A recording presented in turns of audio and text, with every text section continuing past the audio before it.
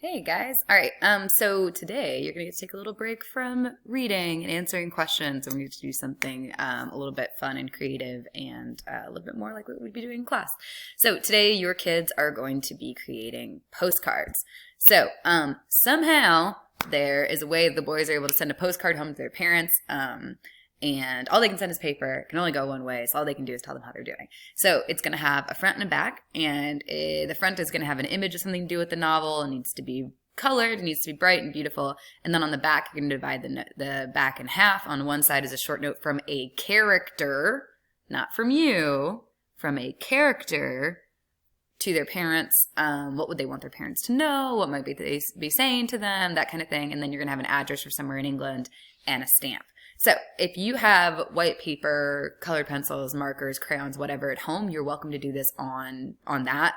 Take a picture of it, upload it to Google Classroom on your assignment, and that'll count.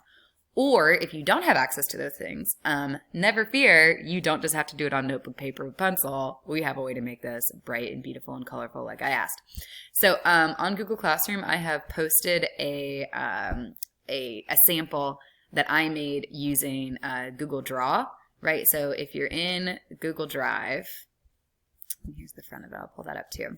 But if you're in Google Drive and you hit New, and then More, Google Drawings is what I use to make this. So Google Drawings is basically just like MS Paint. You could also use MS Paint if you wanted to instead. It's pretty simple to use. The only thing that's kind of annoying about Google Draw is that there is no like fill for your background. So in order to, what I would do is have everything that you want to be on there, like your picture, right? I made a pig. Look at him. Look how adorable he is. His legs aren't exactly the same size, but what does that matter? So these shapes I just used from the shapes area, right? So there's a bunch of different shapes here that you can make. The pig is made entirely from those shapes. And then you can use the text box to draw, and you can do some writing and stuff like that in there. You cannot use pictures from the internet. You've got to make all this stuff on your own, either drawing by hand or by creating it, like I said, on Google Draw or on MS Paint. You can also just do like normal drawings. If you click on Scribble, that'll let you draw normally, okay, as well.